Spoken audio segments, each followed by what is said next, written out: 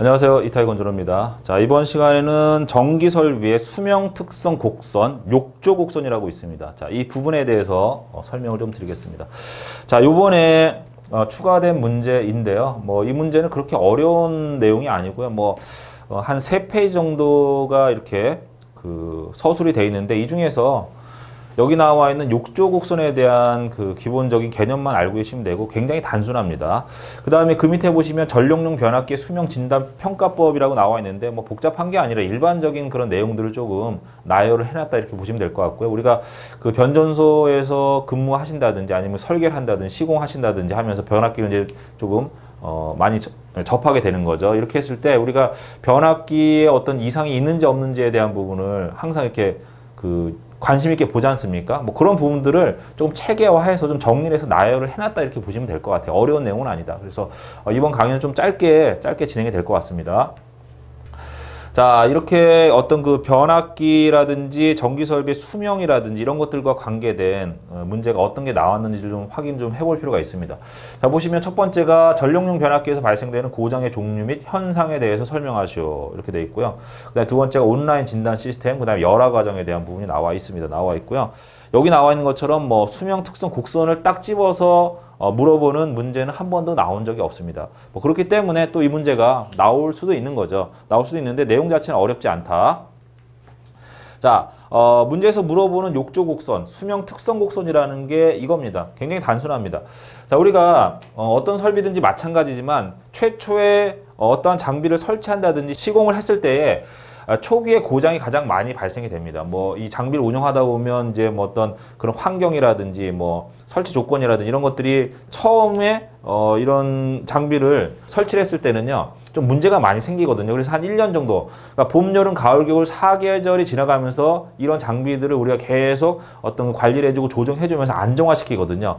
그래서 초기에는요, 이 고장 발생률이 굉장히 높습니다. 높다가 한 1년 정도 지나게 되면 장비가 안정화가 되면서 거의 자기 수명까지 항상 일정한 값으로 고장률을 유지하면서 고장이 작은 상태에서 쭉 지속이 됩니다. 그러다가 수명 말기에 가게 되면 이제 장비가 이제 마모가 된다든지 여러 가지 문제가 생기겠죠. 그러면서 이 고장률이 이렇게 다시 올라갑니다. 최초에는 고장률이 굉장히 많이 생겼다가 감소하는 형태로 갔다가 안정화돼서 일정한 값으로 쭉 가는 거죠. 그러다가 수명 말기에 가서는 고장률이 증가하는 거죠. 이게 욕조 곡선이에요.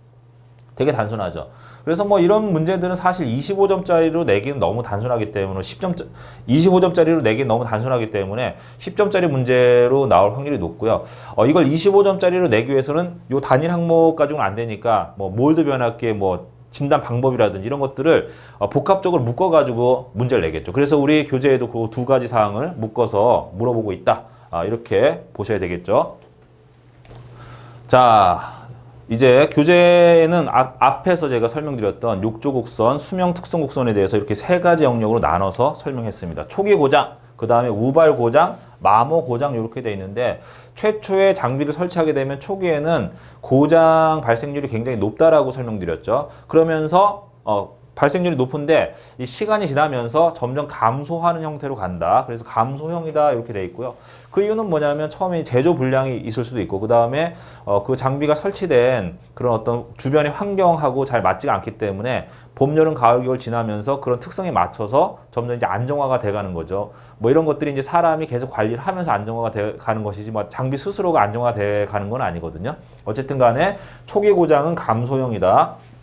그 다음에 두 번째 구간은 우발 고장인데 한번 안정화가 되면 자기의 수명 기간까지 거의 일정한 값으로 그 고장 발생률이 낮은 상태로 쭉 유지가 됩니다. 그래서 우발 고장은 일정형이다. 사용 중 발생하는 예측 불능의 고장이다. 안정화가 되면 어떤 장비의 그런 문제라기보다는 운영하면서 단락 사고가 난다든지 어떤 이물질이 낀다든지 아니면 새가 들어가서 뭔가 낀다든지 절연 사고가 난다든지 이런 것들이거든요. 그래서 우발 사고가 많다.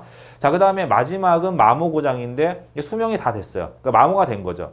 그래서 절연 성능이 떨어진다든지 장비에 베어링이 나간다든지 여러 가지 문제가 생기면서 고장 발생 확률이 점점 올라가는 거죠. 자, 마모 고장은 증가형으로서 수명을 다하여 발생하는 고장이다. 앞에 제가 설명드린 이 수명 특성 곡선하고 뒤에 있는 내용이 딱 맞아 떨어지는 거죠. 그래서 이 그림을 그 1번 항목에다 집어넣어 주시고요. 1번 초기, 그 다음에 우발, 그 다음에 마지막에 마모고장 해가지고 거기다 설명을 좀 해주시면 되는 거죠. 자, 굉장히 쉽습니다. 그 다음에 두 번째 보시면 전력용 변압기 수명 진단 평가법 이렇게 나와 있는데 여기에 보시면 대표적인 게 유관 검사가 있고요. 그 다음에 진단 검사가 있다 이렇게 돼 있고요. 그 다음에 전력 설비 자체는요, 뭐 어떤 그런 정확하게 정해져 있는 일정한 데이터에 의해서 그 수명을 예측하기는 불가능합니다. 왜냐하면 뭐 예를 들어 변압기라든지 뭐 발전기라든지 이런 것들이 설치된 환경에 따라서 이 수명이 상당히 많이 좌우가 되고요. 또 어떻게 관리를 해주느냐에 따라서 관리를 잘해주면 수명을 10년, 20년, 30년, 40년 쓸 수도 있지만 관리를 하지 않게 되면 뭐 20년 쓸 수 있는 것을 5년밖에 못 쓸 수도 있고 하기 때문에 이런 것들을 어떤 정해져 있는 그런 기준값에 의해서 수명을 우리가 예측하기는 불가능하다. 우리 교재에 나와 있습니다. 자, 이렇게 되어 있는 거죠. 폐기 시점을 사용 기간에 비례하여 표시 관리하는 것은 불가능하다. 왜냐하면 어떤 형태로 관리가 되어지느냐, 그 다음에 그 장비가 설치되어 있는 환경이 어떤가에 따라서 이 수명 자체가 굉장히 많이 왔다 갔다 하기 때문에 얘를 정확하게 예측하는 건 불가능하다. 그래서 이러한 전체적인 것들을 종합적으로 검토해서 판정하는 것이 좋다 이렇게 나와 있습니다. 자, 이렇게 이제 진단 평가 방법에는 어떻게 이제 판정하느냐, 우리 교재엔 두 가지가 나와 있는 거죠. 유관 검사와 진단 검사가 있다. 그 다음에 이런 유관 검사와 진단 검사 같은 경우에는요, 권장하는 그 주기가 있습니다. 그 권장 주기가 밑에 보시면 표로 나와 있는데 이건 제가 좀 이따 설명드릴 겁니다. 자, 일반적으로 우리가 보는 변압기라든지 뭐 분전반, 배전반의 수명은 뭐 조달청에서는 10년 정도로 보고 있다. 뭐 요거는 그냥 일반적인 사항이고요. 어떻게 관리를 하느냐에 따라서 이게 20년이 될 수도 있고 15년이 될 수도 있는 거죠. 그리고 정기 점검 주기 연수 이렇게 나와 있는데 여기 보시면 이제 보통 검사, 일반적으로 우리가 하는 검사는 매년 합니다. 하는데 한 6년마다 한 번씩은 정밀 진단해야 된다. 전문가한테 의뢰해서 어떤 정밀 진단할 수 있는 그 진단 장비와 그 다음에 전문가분들이 그 상태를 정확하게 한번 보는 거죠. 이런 것들은 한 6년에 한 번 정도 진행하고 있다. 이렇게 되어 있습니다. 그 다음에 장비의 교체 시기도 보시면 몰드와 유입 변압기가 뭐 15년에서 한 20년 정도. 그러니까 각각의 어떤 기관에서 이야기하는 그 수명 자체가 약간 차이가 있는 거죠. 예. 뭐 이런 것들이 이제 그렇게 너무 뭐 이게 10년이냐 15년이냐 20년이냐 뭐 어떤 게 맞느냐 이렇게 따질 필요는 없다는 얘기죠. 그 다음 여기도 이제 나와 있습니다. 뭐 전기 설비의 장기 수선 계획의 수립 기준 해서 이제 변압기 수전반, 배전반에서 전면 교체 시기가 25년에서 한 20년 정도 된다. 이렇게 나와 있습니다. 자, 이런 것들은 뭐 좀 정리해 두셨다가 답안지 쓰실 때 글로만 쓰면 뭔가 좀 횡하니까 이런 표들이 좀 들어가 있는 게 좋겠죠. 그 다음에 우리가 이제 일반적으로 거의 매일 하는 게 변압기 유관 검사를 하지 않습니까? 오감에 의해서 뭐 시각, 청각, 촉각 뭐 여러 가지 오감에 의해서 하게 됩니다. 뭐 외관 이상 상태, 그 다음에 국부 발열, 그 다음에 지지애자 부싱의 상태, 이상 소음, 냄새, 그 다음에 단자부의 발열, 변색, 상시 운전 상태 이런 것들을 육안으로 아니면 그 뭐 청각으로, 후각으로 뭐 이런 것들을 우리가 보게 되는 거죠. 그 다음에 이제 정밀 진단을 한 6년마다 한 번씩 한다 이렇게 도표에 나와 있었죠. 뭐 이때는 전문 기관에 의뢰해서 정밀 진단을 해야 된다 이렇게 나와 있고요. 그 진단 항목들이 우리 표에 나와 있는데 이런 것들이 쭉 있습니다. 자, 그래서 이런 어떤 항목들은 좀 외워두셨다가 절연 저항 측정, 권선 저항 측정, 뭐 쭉 기타 등등 해가지고 이걸 좀 써주시고 이거에 관련된 내용들을 조금 한두 줄 정도 뭐 추가해서 좀 설명을 해주시는 게 좋을 것 같아요. 우리 교재에 보시면 뭐 표가 나와 있는데 뭐 제가 이거를 일일이 다 읽어드리는 거는 크게 의미는 없을 것 같습니다. 이렇게 해서 그 수명 특성 곡선하고 욕조 곡선에 대한 기본적인 개념을 설명을 드렸고요. 자, 욕조 곡선에 대해서 설명드렸고요. 그 다음에 마지막 항목에 보니까 3번 항목에 이게 있습니다. 전력용 변압기의 노후도 평가 절차 이렇게 나와 있고요. 노후도 평가 대상 설비는 설치 후 15년 이상 된 설비, 1회 이상 고장 난 설비, 성능 저하 설비, 과부하 운전 설비, 그 다음에 제조사의 권장 수명 도래 설비 등 뭐 이러한 장비들은 이미 수명을 다했거나 한번 문제가 생겼기 때문에 또다시 어떤 그 사고의 위험성, 문제의 위험성을, 고장 발생의 위험성을 가지고 있기 때문에 이런 장비들은 다시 한번 평가를 받아보는 게 좋다라고 되어 있습니다.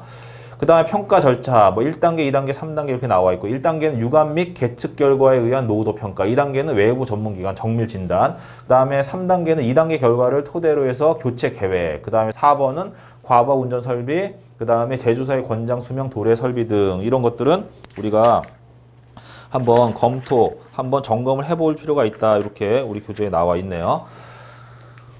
그 다음에 추가 자료에 보시면 전기 설비 쪽에서 사용하는 수명 특성 곡선이 있습니다. 자, 요게 이제 아까하고는 좀 다르게 9가지 단계로 이렇게 나눠져 있죠. 욕조 곡선에서 봤을 때 여기서부터 여기까지 단계는 비슷합니다. 이렇게 6가지 단계는 비슷한데 요 부분에서 얘를 한번 보수를 해주는 거죠.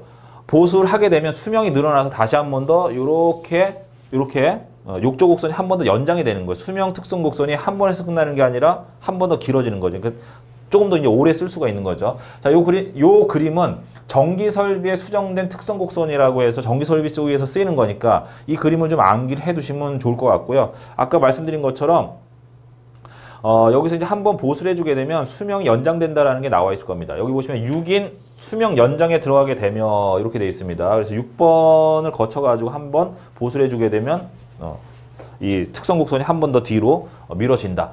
이 그림을 좀 암기해 두셨다가 답안지에 활용을 하시면 될 것 같습니다.